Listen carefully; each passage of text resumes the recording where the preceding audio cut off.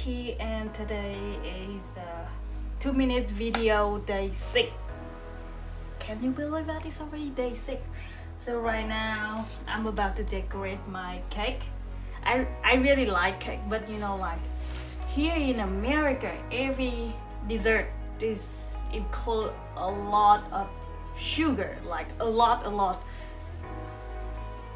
If I buy a cake in a normal store like outside, it's gonna take me like 30 minutes to eat a very tiny piece of cake like that. So that's why I decided to make my own cake. I put less sugar. I make the butter frosting with less sugar, so you know it's healthier a little bit. I still can have some cake and it's cheaper. So I just have some, you know, like leftover frosting.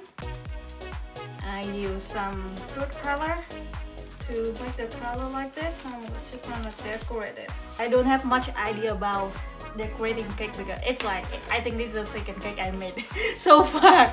So I'm just like using the rest of whatever I had and just put something in a plastic bag, Ziploc, and then decorate the rest of this.